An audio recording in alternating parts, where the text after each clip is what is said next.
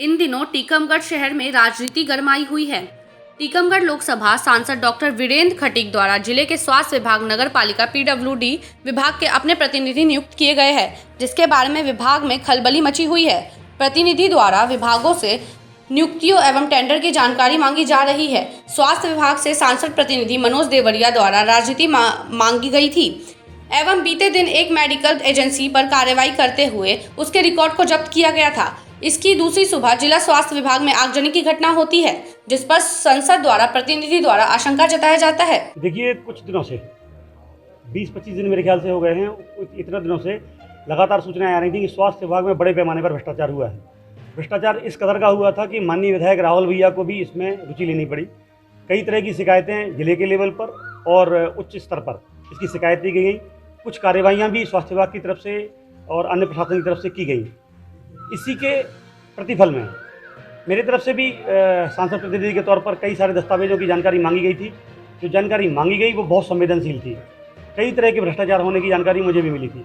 मैं लगातार दस्तावेज मांग रहा था और मुझे सोमवार मंगलवार तक दस्तावेज देने के लिए वचन दिया जा रहा था कि मैं सोमवार और मंगलवार तक हम ये दस्तावेज उपलब्ध कराएंगे। सोमवार मंगलवार आता, इसके पहले ये दस्तावेज नष्ट कर दिए गए। निश्चित तौर पर बड़े पैमाने पर भ्रष्टाचार हुआ है। दोषियों पर कार्रवाई होनी चाहिए। दोषियों को बचाने के लिए एक बड़ा षड्यंत्र है, क्योंकि एफएसएल की टीम ने कहा है कि यहाँ शॉर्ट सर्किट नहीं हुआ और इस पूरे परिसर में आज तक कोई आगजनी की घटना नहीं हुई। बड़ा सुरक्षित परिसर है। आग अगर लगी है तो ये आग सामान्य बात नहीं है, तो षड्यंत्र के तौर पर ये लगाई गई है और दोषियों को बचाने के लिए लगातार ये एक बड़ा षड्यंत्र किया जा रहा है। मतलब आप मानते हो कि जानबूझ के यहाँ पर आग लगाई गई है? निश्चित तौर पर यदि शॉर्ट सर्किट नहीं है तो आग कैसे लगी? आग लगने का कोई अन्य कारण भी तो हो। इसके अलावा एफएसएल की टीम ने कुछ फुटप्रिंट्स भी लिए हैं। कुछ उनको महत्वपूर्ण जानकारियां भी यहाँ मिली हैं। किसी के भागने की, आने की, जाने की, ऐसी कुछ प्रमाण भी प्राप्त हुए हैं, साक्ष्य भी मिले हैं। जांच के पश्चात वो भी आपको मिलेंगे। जी, यहाँ पर कोरोना काल में बड़े पैमाने पर भ्रष्टाचार हुआ। खरीदी में, उपकरण खरीदी में, दवा खरीदी में, नियुक्तियों में बड़े पैमाने पर भ्रष्टाचार हुआ है। मेरी जानकारी भी इन्हीं चीज़ों से संबंधित थी और निश्चित तौर पर इसमें कई बड़े चेहरे, स्वास्थ्य विभाग के कई कर्मचारी इसमें सामने आने वाले थे, फंसने वाले थे। यह घटना अंजाम दी गई है ताकि रिकॉर्डों को नष्ट किया जा सके और विभाग जानकारी देने से बच जाए। सुबह से शहर में चर्चा का विषय बना हुआ है कि आखिरकार स्वास्थ्य विभाग में आग कैसे लगी। आगजनी की घटना की जानकारी लगते ही मौके पर स्वास्थ्य विभाग के कर्मचारी, पुलिस प्रशासन के वरिष्ठ अधिकारी, प्रशासनिक अधिकारी मौके पर पहुंचे और मौका मुआयना किया। स्वास्थ्य अधिकारी द्वारा बताया गया कि इस घटना की जांच की जा रही है। इसके पूर्व से स्वास्थ्य विभाग से लगे सीसीटीवी कैमरे छेड़छाड़ किए गए हैं, जिसकी सही कराने के लिए कहा गया था। उसके बाद ऐसी घटना होना, उसके बारे में कुछ भी कहना अभी ठीक नहीं है। वहीं जिले से पुलिस कप्तान प्रशांत खरे द्वारा बताया गया, लगभग 4 बजे की घटना बताई जाती है। उस समय यहाँ ईवीएम की सुरक्षा गार्ड मौजूद था, पुलिस के गार्ड हैं मौजूद थे और उन्होंने जैसे ही आग लगती हुई देखी, वहाँ से धुआं वगैरह निकलते देखा, तो उन्होंने तत्काल कंट्रोल रूम खबर करके और फायर ब्रिगेड को खबर की। तो फिर फायर ब्रिगेड ने आके यहाँ आग बुझाई और इसमें दुख रहा है, यहाँ पर नुकसान जो है वो कुछ पेपर्स वगैरह जल गए, अलमारी जली है और अब ये घटना जो हुई है इसमें से आगजनी कायम कर ली गई है थाना देहात में और उसकी विस्तृत जांच की जा रही है, सूक्ष्मता से जांच की जा रही है। इसमें जो फॉरेंसिक टीम है वो आके मुआयना कर चुकी है। बाकी हर पहलू से हम लोग इसकी डिटेल जांच कर रहे हैं और किसी प्रकार का कोई अपराध इसमें घटित तो नहीं हुआ है, उस पर हम शीघ्र ही कोई निष्कर्ष पर पहुँचेंगे।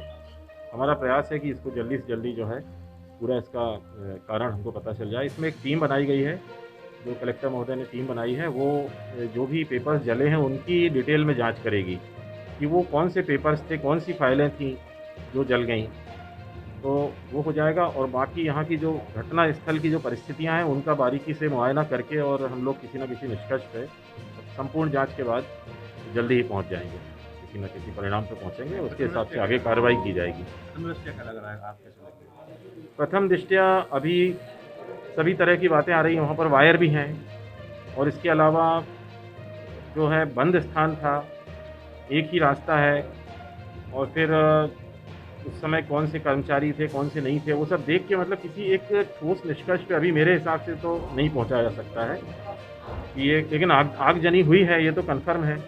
तो हमारा जो प्रोसीजर है उसके मुताबिक हम इसकी पूरी जांच कर रहे हैं। अभी क्या किया जब्त? ये इसमें पूरा एक तो डीवीआर जब्त कर लिया है, सीसी कैमरा लगा हुआ था और जो पेपर जले हैं, अलमारी की फाइलें जली हैं, उनको जब्त किया जा रहा है और उनका परीक्षण कराया जा रहा है।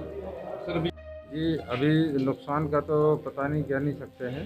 जब जो सामान जो रिकॉर्ड आधा जला है वो इकट्ठा करवा रहे, दिखवाएंगे आज कितना जला है, और उसका कारण का भी अभी कोई कह नहीं सकते हैं क्या कारण है आग लगने का। और सुबह ये कह सकते हैं कि सुबह 4 बजे के आसपास आग लगी होगी, क्योंकि मुझे सुबह 5 बजे करीब सूचना मिली थी कि लगी है। कौन से और तब तक जी दस्तावेज कौन से? दस्तावेज तो मुख्य रूप से जो बाहरी तौर से दिख रहे हैं वो PCPNDT एक्ट वाले कुछ कागज़ रखे हुए थे मुख्य गेट के पास में, वो हैं। और एस्टेब्लिशमेंट वाले सेकंड 2 वाले जो अलमारी में जो रखे थे रिकॉर्ड, वो कुछ जले हैं। और खाद्य सुरक्षा वाले कुछ रिकॉर्ड कुछ जब नमूने वगैरह के रखे थे, उसमें भी कुछ डैमेज हुआ है। प्रतिनिधि ने जो मांगे थे आपके दस्तावेज, उसमें से भी हैं क्या? नहीं, मुझे नहीं मालूम। अच्छा सर, यहाँ पे नाइट में कोई चौकीदार नियुक्त किया गया होगा शासन की तरफ से? जी, तो किसकी ड्यूटी थी सर? ये यहाँ पे एक्चुअली बगल में 4 गार्ड रहते हैं, सुरक्षा गार्ड रहते हैं पुलिस वालों के बगल में, जस्ट बगल में ही। जी। तो यहाँ पे हमारे यहाँ 10 बजे तक रहते हैं, काम करते रहते हैं लोग बाग, और वो गार्ड देखते रहते हैं यहाँ पे। तो क्या वो उपस्थित थे? जी, उपस्थित थे वो? हाँ, रात रही उपस्थित थे बगल। और यहाँ जो CCTV कैमरे लगे हैं, क्या वो दुरुस्त स्थिति में है? कुछ दुरुस्त स्थिति में है, कुछ है, और कुछ हमारे यहाँ कुछ दिनों पहले डिस्टर्ब कर दिए गए थे। डिस्टर्ब कर दिए गए थे सर? हाँ जी, हाँ, मैंने उनको ठीक कराने के लिए भी कहा है, कुछ ठीक हुए, एक आध 2 ऐसे भी पड़े। मामला संदेह पर नहीं, इससे कोई, मुझे नहीं लगता इससे कोई संबंध नहीं। आप ही कह रहे थे कैमरे साफ कर दिए गए, जानकारी मांगी। पहले एक कोई घटना हुई थी हमारे साथ, हमारे यहाँ पे, उसके संबंध में जब मैंने पूछताछ करी कड़ाई से, तो वो कैमरे कुछ गड़बड़ कर दिए गए थे।